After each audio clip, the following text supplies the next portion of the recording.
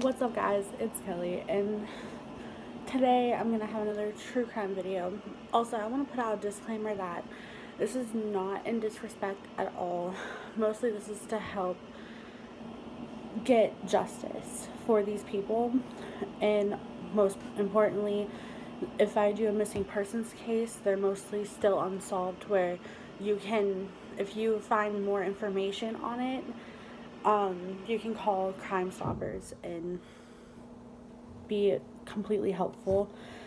And also, I just like doing research on this kind of stuff, and as most do, a lot of people I've met, honestly. So I figured I'd just make YouTube videos about it. But let's jump right into Amber Renee Hagerman was born November 25th of 1986 in Arlington, Texas. She's the daughter of Donna Norris, which her name changed, and Richard Hagerman. Amber was always described as very excited for school. She was always showing off her school awards. She was an AB honor roll student, and she loved education. She just loved school. And her mother and her had a special bond. She had a little brother named Ricky, and they were a welfare family, and they struggled, but Donna made sure they were taken care of. Her mother even made sure Amber's 9th birthday was perfect. Like, literally went out and bought her so many stuff. Like, even though they were on welfare and didn't have much money, her mom made her 9th birthday, like, perfect to a T for her. And she just splurged her money, and she had gotten her, like, doll stuff, leggings, shirts, and Pocahontas sheets. Amber also loved riding bikes, and her brother went to go ride their bikes, and their mom told Amber, "You stay with your little brother and come right back." Amber was mature for her age, like very mature for a 9-year-old.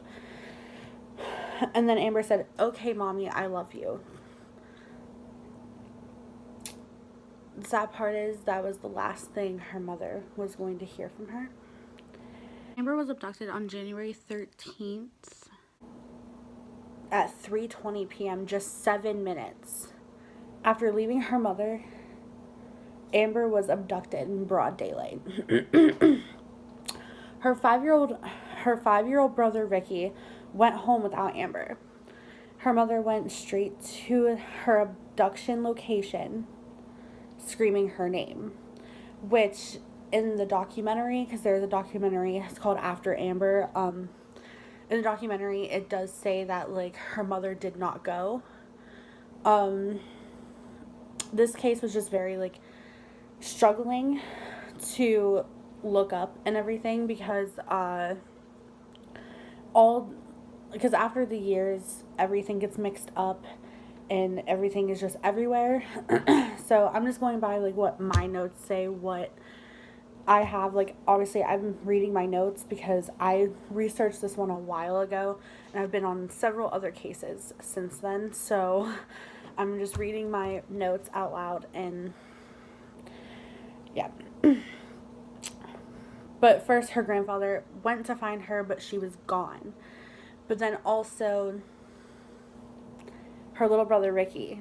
Her mother said for Ricky to go back, but again, in the documentary type Lifetime movie thing, it said that her grandfather just went. It didn't say it was Ricky. So that's just where it was, like, kind of weird for me.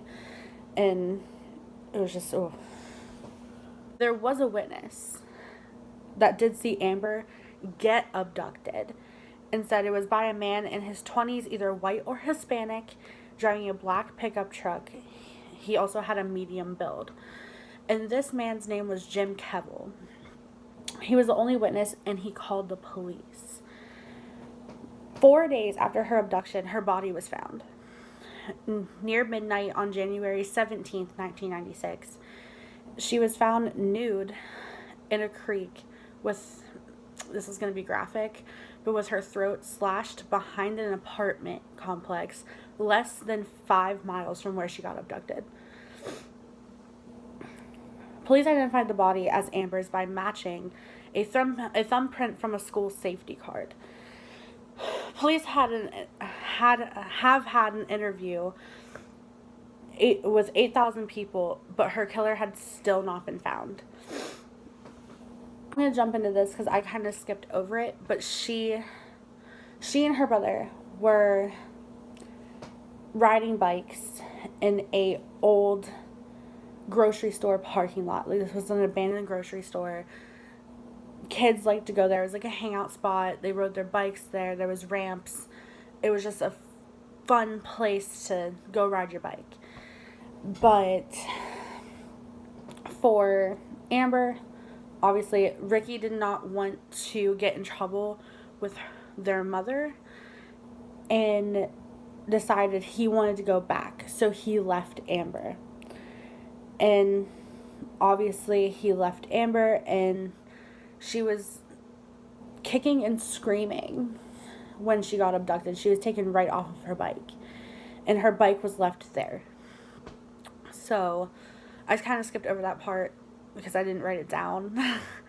But as I'm reading my notes back, I remembered. So there's that. But they have interviewed about 8,000 people, and her killer is still out there. This is still unsolved. Jimmy Whitson is a quiet man with a grim task, picking up his granddaughter's belongings taken for the investigation. We got no new leads or nothing. Well, actually, they're working on several things, but we don't have them confirmed yet. Daryl and Perryman had delivered news of Amber's death. Now the crime victims coordinator is there for them again. Hi, this is Mr. Whitson. He's here to pick up Amber Hagerman's stuff. It's all there: Amber's bicycle, a treasured teddy bear, and the Pocahontas sheets. Well, it's difficult, but you know, it's something that's got to do. Because Donna wants Amber's stuff back. They're only things, but they mean so much more when they belong to someone that you've lost. As Jimmy reclaims Amber's things, he tries to hold his emotions in check. It's something a grandfather, no one, he says, should have to do. And Perriman realizes there's little she can say. The most interesting thing about this case is that Amber Hagerman is the reason why we have the Amber Alert system. And she is the reason why we have the sex offenders list. And I never knew that. So that was kind of a big thing for me. I never knew why we had the Amber Alert system. Why is it called the Amber Alert system? I never looked it up. But then as I'm researching this, because this is a famous case and it's still unsolved, but the Amber Alert system is named after Amber Hagerman.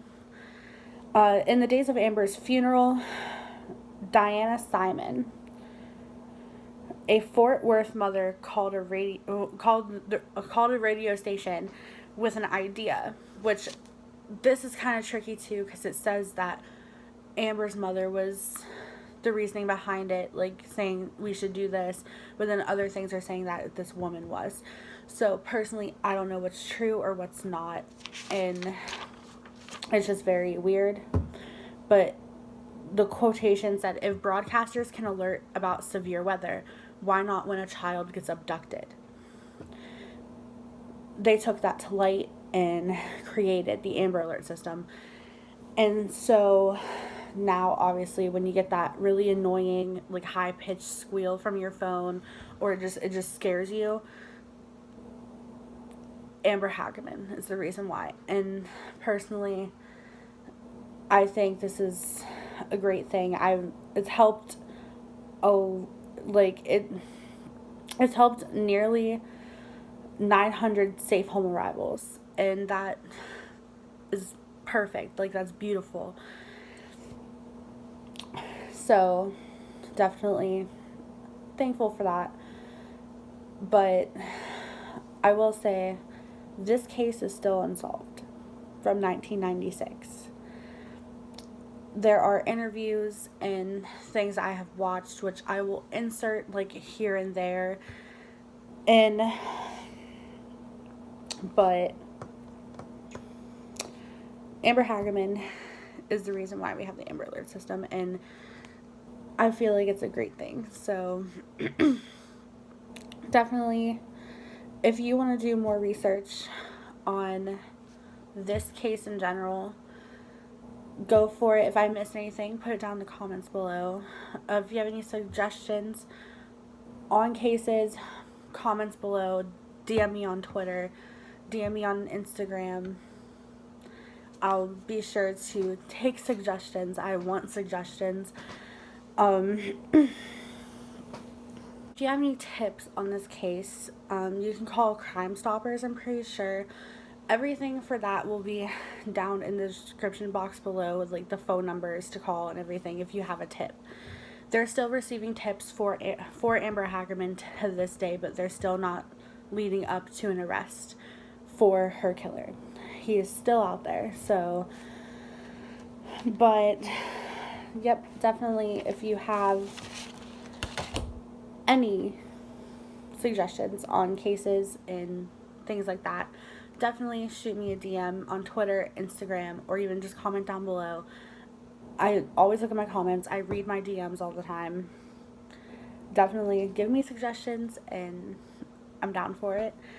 If you like this video, go ahead and hit like, smash that subscribe button, turn on post notifications, that way you never miss a post, and I'll see you guys in the next one.